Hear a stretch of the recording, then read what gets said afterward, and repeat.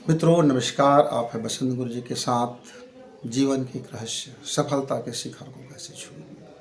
सफलता के शिखर को छूने के लिए आपको लक्की होना अनिवार्य नहीं है, परिश्रमी होना जरूरी है। और सिर्फ आप शरीर से परिश्रम यदि करते हैं तो हो सकता है कि सफलता के आप उस मानक को ना छूएं। लेकिन यदि आप मन से और तन से यदि आपने मेहनत करना शुरू किया तो आप सफलता के शिखर को छूएंगे। लेकिन उसके लिए राजमार्ग कौन सा हो, उसके लिए सही पथ कौन सा हो, सही चुनाव हम कैसे करें, एटमॉस्फेयर कैसे बनाएं। क्योंकि जब तक आप वातावरण नहीं बनाओगे आप बेहतरीन मेहनत कैसे कर पाओगे, आप सही मेहनत कैसे कर पाओगे। तो इस वातावरण का यानी जो एटमॉस्फेयर जो हम बनाते हैं किसी भी सक्सेस के लिए, जब हम कोई भी कार्य हाथ में लेते हैं, चाहे पढ़ने लिखने का हो, उद्योग धंधे का हो, या कोई सरकारी नौकरी का हो, या फिर अफसरशाही के लिए तैयारी हो, या फिर राजनीतिक के लिए हो, या फिर अपना कृषि कार्य के, कुछ भी आप जीवन में यदि उद्यम करना चाहते हैं, कुछ भी आप ऐसा उद्यम करना चाहते हैं, तो हर युवा को, हर मेरे उस युद्ध को अपने साइकोलॉजी पहले समझे कि उसका थॉट का क्या साइकोलॉजी है, उसके दिमाग की क्या साइकोलॉजी है, उसके जीवन का कौन सा साइकोलॉजी स्टाइल पे जीवन जीता है, उसके घर परिवार कौन सी साइकोलॉजी में जीवन जीता है, उसके घर का साइकोलॉजी क्या है, वो जहाँ काम करता है वहाँ का साइकोलॉजी क्या है। ये सभी मनोविज्ञान एक दूसरे से यदि कनेक्ट नहीं होगा तो फिर हम उछाल कैसे भरेंगे। मान लीजिए एक लंबी सीढ़ी है, एक लंबी सीढ़ी आपने एक सीढ़ी 1 किलोमीटर में बना दिया, दूसरा सीढ़ी आपने 2.5 किलोमीटर दूरी में बना दिया, तीसरा सीढ़ी आप फिर कहीं बना दिए, चौथा सीढ़ी फिर कहीं बना दिए, और आप कहते हैं कि इस मुझको एक मकान में चढ़ना है, 20 फीट का मकान है, मैंने हर 1 फीट पर एक सीढ़ी बना दिया है।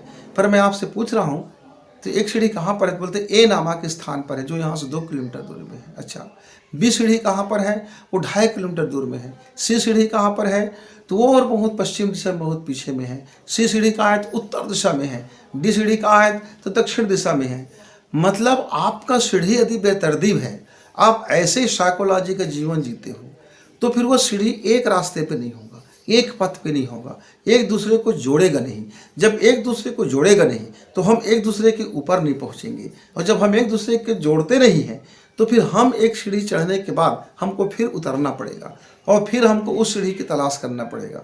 तो हमारा समय बर्बाद हुआ, हमारा टाइम गया, हमारी ऊर्जा गई, हमारी मेहनत बेकार हो गया। मित्रों, तो आप सबसे पहले अपनी जो चिंता करते हैं, जो आपके हैबिट में शामिल हो जाता है, एक ऐसा भय, अनजाने भय, असफल होने का भय, गिरने का भय, नुकसान होने का भय, रिस्क है उसका भय, इस समाज का भय, न जाने कौन से लोग कब डार्क साइकोलॉजिक चपेट में है और आपको कब हानि पहुंचा देगा, उस अनजाने हानि का भय, जो भी कुछ हुआ नहीं है। ऐसे हम छोटे छोटे अनेक अनेक डर से, अनेक शंका से हमारा जीवन घिरा रहता है, और हम अपने दिशा में 10 कदम चलते हैं तो 9 कदम पीछे हो जाते हैं।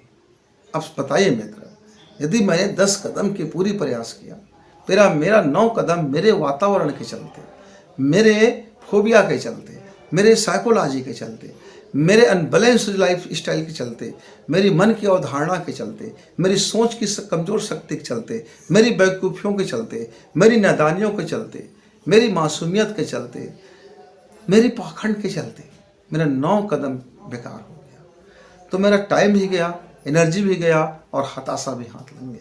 इसलिए मित्र, आप पहले अपने वातावरण का साइकोलॉजी समझें। जैसे जैसे आप अपने साइकोलॉजी समझेंगे कि कहाँ काम कर रहा हूँ, वहाँ का विज्ञान क्या है, वहाँ का मनोविज्ञान क्या है, वहाँ की लाइफ स्टाइल क्या है, वहाँ की सोच क्या है, वहाँ के एटमॉस्फेयर क्या है, क्या वो आपके अनुकूल है, क्या आप उसमें फिट बैठ सकते हो, आप इस पर कितना जद्दोजहद करोगे, क्या संघर्ष करना पड़ेगा, कि अनुकूल है कि प्रतिकूल है, क्या होगा आखिर इंसान, क्या आप उसको एडजस्ट कर पाओगे, फिर किस कीमत पर एडजस्ट करोगे, फिर कीमत ही क्यों चुकाना।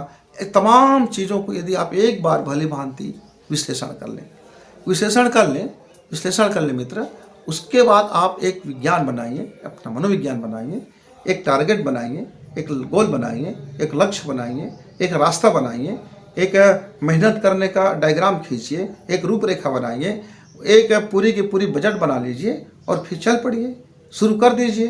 फिर आप देखेंगे कि आपको कैसे वातावरण को चेंज करने के लिए कौन कौन से आवश्यक घटक की ज़रूरत है, कौन कौन से परेशानियों से गुजरेंगे और किस तरह से उन तमाम चीज़ों को अपने अनुकूल बनाएंगे जो अभी आपके लिए प्रतिकूल है। हाय हाय नहीं करेंगे, किस्मत को दोष देते नहीं फिरेंगे, तौबा तौबा नहीं करेंगे, गालियाँ देते नहीं फिरेंगे, कूटते नहीं फिरेंगे, जलन करते नहीं फिरेंगे। आप उसकी समस्या समस्या समस्या है कह कर रोते नहीं फिरेंगे, बल्कि एक एक समस्या को पॉइंट वाइज करके उसकी समाधान की ओर बढ़ेंगे। जैसे जैसे आप समाधान की ओर बढ़ते हैं वैसे वैसे ही आपका वातावरण, वहाँ के एटमॉस्फेयर आपके काम के लिए अनुकूल होता जाता है। इस तरह से आप अपने साइकोलॉजी समझिए। मित्रों, यदि आप सफलता की साइकोलॉजी समझ जाते हैं तो फिर सफल होने में क्या देर होता है। लेकिन हमारे कुछ मित्र साइकोलॉजी को समझने के बजाय उस साइकोलॉजी में उलझ जाता है कि लोगों को मेरा काम पसंद नहीं है, मेरी औकात नहीं है, मुझ में इतनी प्रतिभा नहीं है, मेरे पास इतना दिमाग नहीं है, मेरे पास इतना धन नहीं है, मेरे पास इतना पावर नहीं है, मेरे पास इतना पहुंच नहीं है, मेरे पास ये कमी है, मेरे पास वो कमी है। यानी हजारों प्रकार की कमियों को वह महसूस करता हुआ वह भीतर के भय से थर थर थर थर कांपने लगता है। और वह वो भीतर में जो पलने वाला उसका साइकोलॉजी है वो डार्क एरिया में पहुंच जाता है।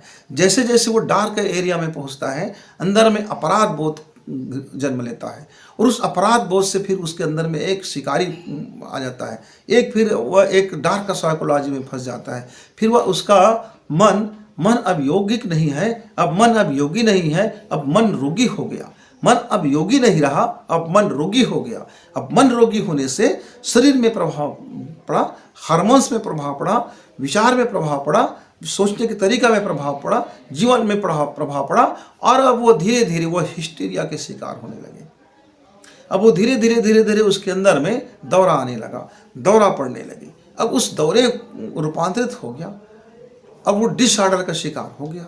अब घर के लोग को लगा कि अरे अभी तो बड़ा शानदार बच्चा था, अभी मेरा ये नौजवान बच्चा कितना हंसता था, खेलता था, कूदता था, अब ख्वाब पालते थे, इसकी नज़र लग गई, किसी ने टोन दिया, किसी ने भूत चढ़ा दिया, किसी ने प्रेत लगा दिया, किसी ने मुट्ठ मार दी, किसी से कोई पीछे लग गया, इसका बस लोगों की नज़र में खटक गया, लोगों की नज़र में कांटा बन गया, एक किरकिरी बन गया। आप तांत्रिक के पास जाओ, मांत्रिक के पास जाओ, बाबा के पास जाओ, बैगा के पास जाओ, उसके पास जाओ, इमका के पास जाओ, डिमका के पास जाओ, लाखों खर्च करो, हासिल जीरो, लाखों खर्च करो, हासिल जीरो। अब मन में भय, पूरा परिवार में एक भय की साइकोलॉजी ने जन्म ले लिया।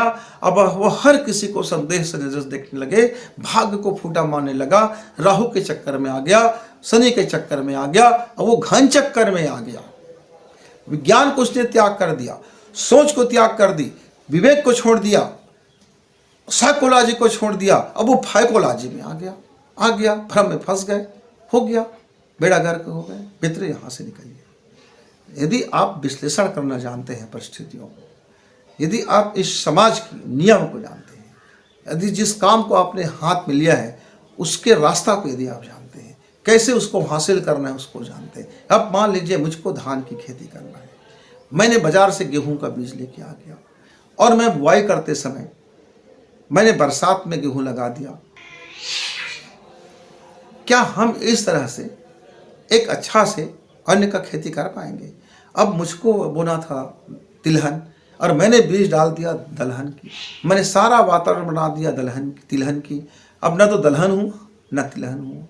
तो मित्रों, आप अपने काम की साइकोलॉजी को समझिए, एटमॉस्फेयर को समझिए, वहाँ की भूमि को समझिए, काम कहाँ करना है, उसकी रूट क्या है, उसकी बीज क्या है, उसमें क्या खाद पानी लगेगा, क्या उसकी विशेषता है, क्या वातावरण चाहिए उसको फलने फूलने के लिए। अब मुझको किसी चीज़ को सुखाना है, घनघोर बदली है, अब मैं छत के ऊपर सुखा दिया, अब मैं सोच रहा हूँ दिन भर में सूख जाएगा, घनघोर बदली है, अब तो हो गया ना काम उसका, वो तो और ख़राब हो जाएगा।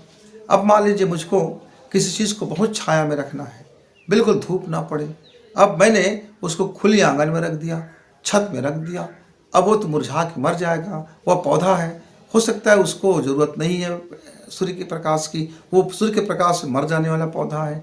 हो सकता है जो पौधा आपके पास हो उसको पानी की ज़रूरत नहीं है, क्योंकि एक बार की बात है मित्र, मुझसे बड़ी गलती हुआ, मैंने एक पौधे लेके आया, मैंने उसमें रोज 1 चम्मच पानी डालता गया। मैं क्या देखता हूँ, महीना भर में पौधा खत्म हो गया। फिर मैंने फ़ोन करके पूछा, भाई साहब ये पौधा तो ख़त्म हो गया। बोले कि हाँ गुरुजी, आपने पानी डाल दिया होगा। मैंने लगे 1 चम्मच डाल देता था। बोले उसके लिए हफ्ता में 1 चम्मच पानी पर्याप्त होता है, 2 चम्मच डाल देने से उसकी रूट जो गलने लगती है, और आपने रोज़ डाल दिया, गया तो पौधा समाप्त हो गया। अब वो पानी उसका जीवन नहीं रह गया, मैंने ज़्यादा पानी डाल दिया तो जहर बन गया। मित्रों, इसी तरह से जीवन में कब बुद्धि लगाना है, कब धन लगाना है, कब अपने परिश्रम लगाना है, सबका एक अपना टाइम टेबल, एक वर्क आउट, एक कार्य योजना, एक प्रोफाइल सेट करके एक सिस्टम में यदि आप चलोगे, वह एक सही रास्ता पकड़ोगे, सही टाइम को पकड़ोगे, सही श्रम को करोगे, सही योजना लगाओगे, तो फिर आपका सफलता का शिखर छूना तो बिल्कुल बनता ही है। आप शिखर छुओगे ही, हो जाएंगे, और आप मस्त बनेंगे, और आप सफल लोगों की तरह जीवन भी आपका मस्त हो जाएगा। और उस मस्त में आप मस्ती भी में रहेंगे, लेकिन अपना होश रखेंगे, अपना बैलेंस में रहेंगे, अपना जोश भी कायम रहेगा, होश भी कायम रहेगा, काम भी करते रहेंगे, और आप मस्त भी रहेंगे। तो मित्रों, मस्त मौला बनने के लिए साइकोलॉजी को समझना जरूरी है। जहाँ आप काम करते हैं उस सब साइकोलॉजी को समझिए। और इसके लिए आपको बड़ी पढ़ाई करने की ज़रूरत नहीं है, इसके लिए बड़ी क्लास जाने की ज़रूरत नहीं है, बस वॉच करना है बिना पूर्वाग्रह के। आप पहले से कोई धारणा मत बनाइए, बिना धारणा बनाए आप उसको एक दृष्टि से देखें, समझें, विश्लेषण करें, और उसके बाद फिर आप उसको समझ में आ जाएगा कि उस वातावरण का क्या साइकोलॉजी है। आप अपने घरों के व्यवहार को देखेंगे तो आपको समझ में आ जाएगा कि किसका क्या स्वभाव है, मम्मी का क्या स्वभाव है, पापा कैसे जीवन जीते हैं, भाई कैसे जीवन जीते हैं, अंकल कैसे जीवन जीते हैं, वगैरह वगैरह सारा चीज़ आपको समझ में आता जाएगा। एक डायरी बनाइए तुरंत डायरी। देखिए कि आपके घर में कितने प्रकार के साइकोलॉजी है, कैसा कैसा लाइफ स्टाइल है, कैसे कैसे सोचने का तरीका है, कैसे धन को खर्च करने का तरीका है, कहाँ कहाँ वो इन्वेस्टमेंट करते हैं, कैसे कैसे इन्वेस्टमेंट करते हैं, कहाँ कहाँ वो रिस्क लेते हैं, कहाँ कहाँ वो रिस्क नहीं ले सकते, उनके मन के अंदर में कितना भय है, या वो कितना निर्भय है, या कितना वो अभय है, कितना उसके भीतर में कहाँ पाखंड है, क्या वो पाखंड आपके काम के हैं, या वो पाखंड आपके लिए नुकसानप्रद है। तमाम चीज़ों को एक थोड़े दिन के बाद अध्ययन कर लीजिए। थोड़े दिन के अध्ययन से आप समझेंगे, और समझने के बाद आपको आपका रास्ता मिल जाएगा। मित्रों, तो एक बार फिर से बसंत गुरु जी आपसे यह अग्नि मंत्र लेकर के आया है जीवन में कि साइकोलॉजी को समझें और सफलता के शिखर छुएं।